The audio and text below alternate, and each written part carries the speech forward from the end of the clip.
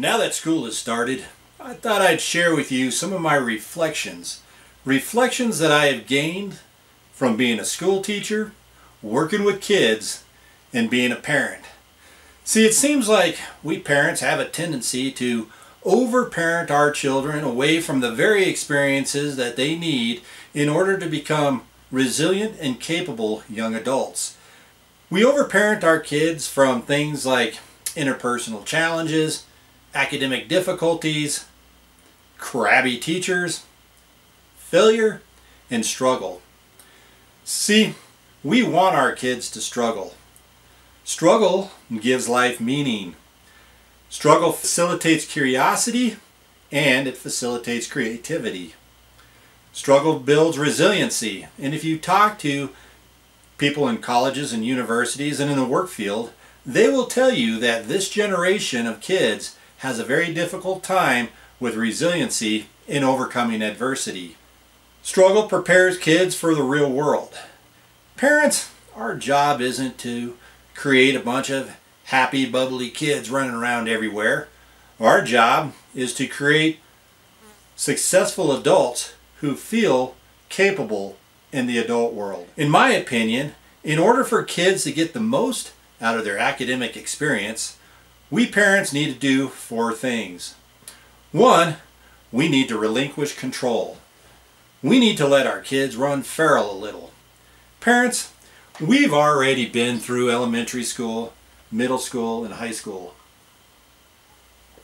For better or for worse, those experiences created our story. Now it's time to let our kids experience the trials and tribulations of their school experience and create their own story. It may not be pretty to watch, but it's something we need to let our kids do. The second thing we need to do is embrace opportunities for our kids to fail. Kids are going to fail anyway, so we might as well sit back and enjoy it. The third thing we need to do is explore all the ways that kids can learn from failure and the experience of failure. Here are some facts about failure, other than the fact that failing sucks. It is more dangerous for a kid who is protected from failure to fail than it is for a kid who's been encouraged to experience the failure experience. When we don't let our kids fail, we send a message to our kids that says, I don't think you have the ability to make it in the real world. I don't think you're very resilient, and you can't make it in life without me. Hearing a message like that can't be good for a kid's self-esteem or sense of self-worth. When kids screw up, and it's important that we let them screw up, it's important for us not to rescue them. It's important for us to let kids sit in that uncomfortable space of failure and learn how to become more resilient and overcome their failure, because that learning is true and it's genuine. The fourth thing we need to do is create a positive home and school environment, or a relationship between home and school. And we do that by setting boundaries at home so that the kid feels more comfortable when the teacher sets boundaries at school. We parents are our kids' biggest influence and their greatest supporter. When our kids fail, it's important for us parents to be empathetic, validate them, and offer as much assistance as necessary, but as little assistance as possible. See, we want our kids to own their own failure, because when they own their own failure, they can own their own success, and their own success becomes more genuine and it becomes more authentic. As hard as it is for us parents to avoid lectures and false platitudes, it's important that we avoid lectures and false platitudes. The reason why is kids already know they screwed up. They already feel bad. They already know the cause and effect. And it doesn't help them to hear our voices chastise them for what they already feel bad about. We want our kids to hear their own voices and not an adult's voices, because when they hear their own voices, they're going to learn a whole lot more. See, we parents get stuck in this whole idea of perfection. Too many times we parents strive for the illusion of perfection. And perfection isn't even a real thing. Perfection isn't what holds a family together. Healthy shared struggle is the bonds that hold a family together.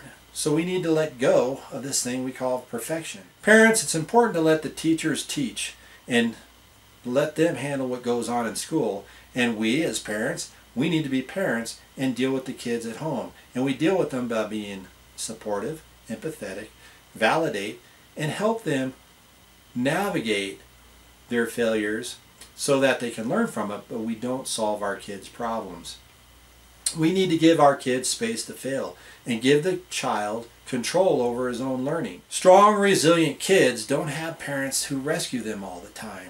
If the struggle isn't life or limb and doesn't affect them, their breathing, and they remain conscious and alert, then we need to let the kids have as much of their failure and struggle as possible. He'll be better off for it in the long run. The more autonomy we give our kids, the more learning that's going to take place, and the more salient that learning is going to be. Giving kids autonomy and letting them struggle through failure isn't always going to be pretty, but the learning that comes from it is going to be real. So here's an experiment that you can do with your kids this school year. Give your kids as much autonomy as possible. Let your kids fail and let them sit in that failure space. Let them experience what it's like and let them learn to solve their own problems and overcome their own failures. It's going to be difficult, but it's what we need to do with our kids to help them become more resilient and more successful adults. Good luck this year and have fun with your kids.